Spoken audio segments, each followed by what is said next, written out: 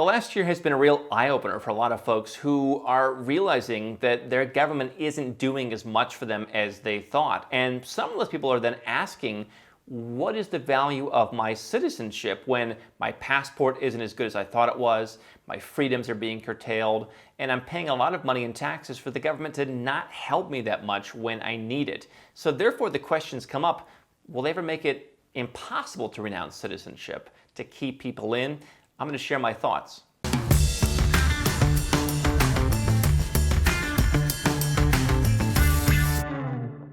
Hi, I'm Andrew Henderson. I'm the author of this best-selling book available on Amazon and the founder of Nomad Capitalist, where we help 7- and 8-figure entrepreneurs and investors legally go where you're treated best. You can learn more at nomadcapitalist.com. Now, there's been a number of things I've been reading lately about citizenship and citizenship renunciation. We've talked before about citizenships that you can't renounce. Probably the most commonly discussed one is Argentina. Now, that can be a positive thing when you're becoming a citizen of a country like Singapore, which isn't really very workable for citizenship anymore, but where they require you to renounce your previous citizenship to become a citizen of their country that doesn't allow dual citizenship. And so in some of those countries, there's an exception where, hey, your government won't let you do it, so I guess we have to let you be a dual citizen and you have an advantage over everybody else.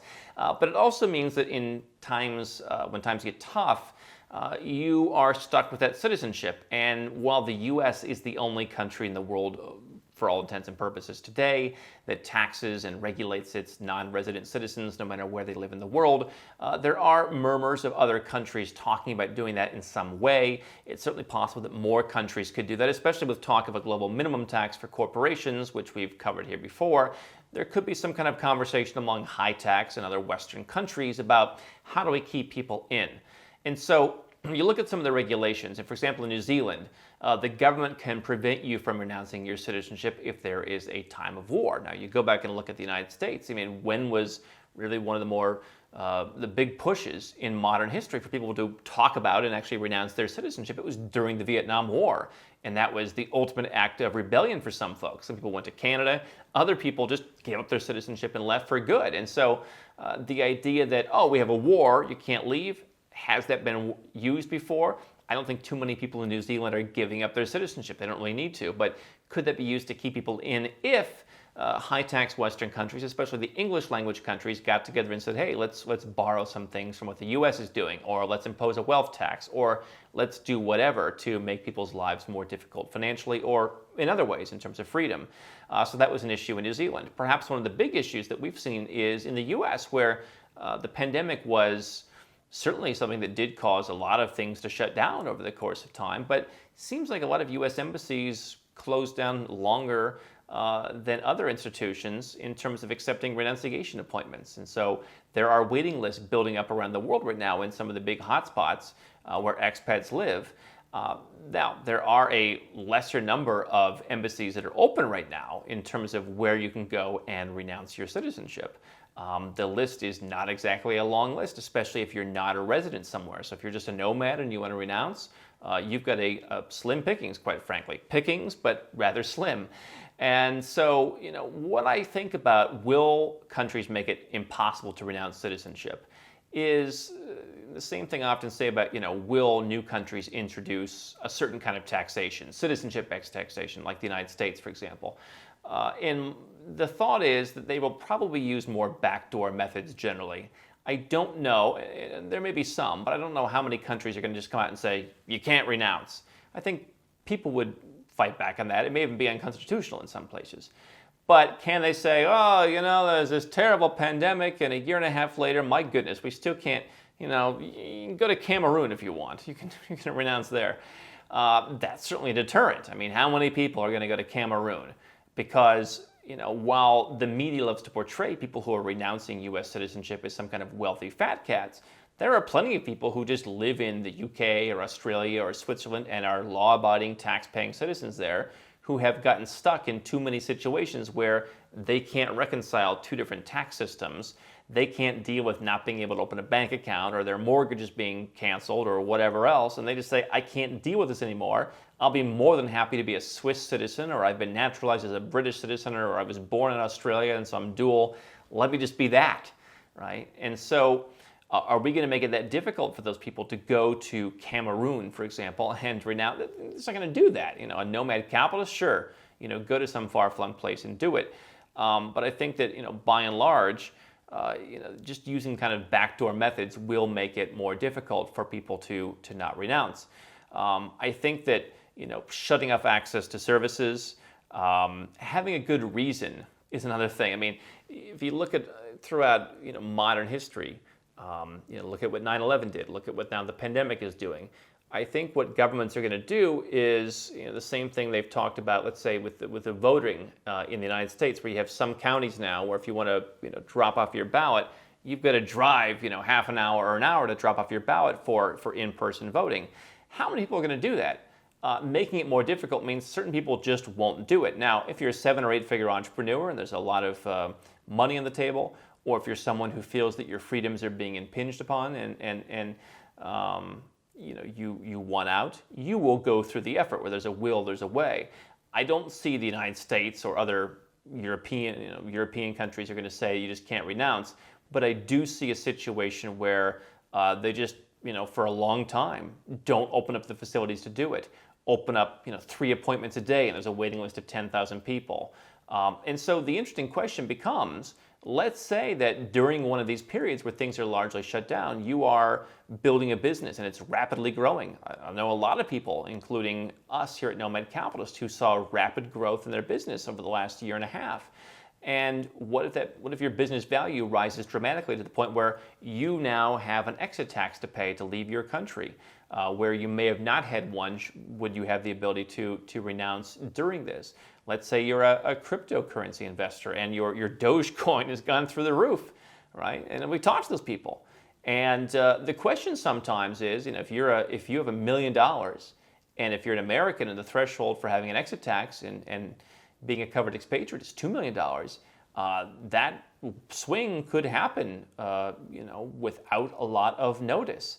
And so, I mean, not only could they just say, hey, we're only taking 3 people a day, or we're closed because of the pandemic, or whatever the other good reason du jour is, they could also say, listen, you're going to have to wait 6 months in between appointments to finalize this. Now, this is not just about the U.S. This is about other potential countries that could institute new policies. And so that's kind of the first step, I think, is in Canada. Some politicians, perhaps on the fringe, but it's now out there, have talked about citizenship-based taxation. And the thing that they've said is exactly what I predicted. I said it about Europe, but some of these Canadian politicians said, who are these people, our fellow citizens, to be Canadian and to call themselves Canadian and to have our passport and to be able to travel as one of us and not to pay? It's become a mafia. It's become paying tribute, essentially. And so that, to me, is going to be the first step. The U.S. already has some of those things in place where you have to pay. And it's not just about paying. It's about following regulations. I have friends who do business in emerging market countries, and they have to operate their business differently because they're an American. Then they're at a competitive disadvantage. There are certain disadvantages in hiring in terms of who you can work with. There are all sorts of things. Forms to file. There's a disadvantage to being an American in some ways if you're overseas. It can be managed for many people, and it is worth it for many people. People think that because I renounce citizenship that my goal is for everyone to do that. That's absolutely not the case. But what I think people should have the right to do is, if times get bad enough that perhaps not for financial reasons, perhaps because just the loss of freedoms has become so great, and your country is following you around the world, enforcing that on you, you may just want to have an exit button. How about this? How about countries stop taking so much of your money? How about they stop impinging your freedom? How about they stop saying, even though you're our citizen, Australia, you can't come back to your own freaking country? How is it even allowed? That literally violates everything these people stand for. It literally violates a person can leave their country and come back to their country, yet you can't come back to Australia, and in some cases you can't leave. They're going to really hate me down there in Australia, I'll tell you what. But if you decide you don't want to be a citizen because things just get progressively worse, and you say, you know what, being a citizen of Antigua or North Macedonia or Montenegro or Vanuatu or wherever, or getting a golden visa, passport portfolio, if that's better than keeping citizenship in your country, will they make it impossible? I don't believe that they will make it technically impossible, but I believe that on a procedural level, they could slow it down so much, and we've already started to see evidence of that. You could also see, again, some of these laws where it's like, oh, you can't renounce in times of this, or you can't do it in times of this, or, you have to wait. That's the kind of stuff that you'll see. So I think that it could be very difficult to the point where maybe you miss an opportunity. Maybe there's some new law that comes out saying everyone must do this action. Every citizen, no matter where they are in the world, must do this on a certain date, or must pay this on a certain date. And you say, well, I don't want to do that, so let me leave. By the way, I'm the goody two-shoes of the offshore business. If you live in the country, and I suppose you're going to follow the laws. I'm not about breaking laws. So for me, if I don't agree with the laws of the country, I'd rather say, you know what, I'm going to opt out. I respect that you're going to do what you're going to do, and I may disagree, but one of the things that I felt when I expatriated was, you know what, sense of peace. You guys do what you want, because I'm not going to change you. I'm not going to change how the U.S. government works. I'm not going to change the culture of the U.S. and the way that they're going, and where people like me are the devil. I'm not going to change the way that the government wants to perpetually be at war, or whatever it is that they do, or that they, I'm not going to change anything. And so being detached from that feels nice. Why shouldn't people have the right to do that if they want, whatever the reason may be? And by the way, I don't believe it's ever entirely financial or at all financial for some people.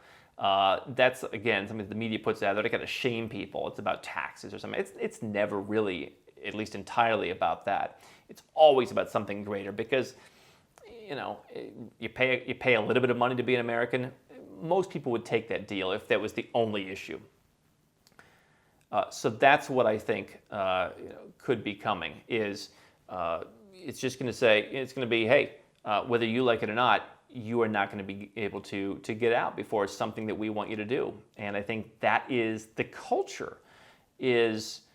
Politicians are now coming out and increasingly saying what I've predicted for some time, which is, hey, you're one of us. You got to go along. We're the people in charge.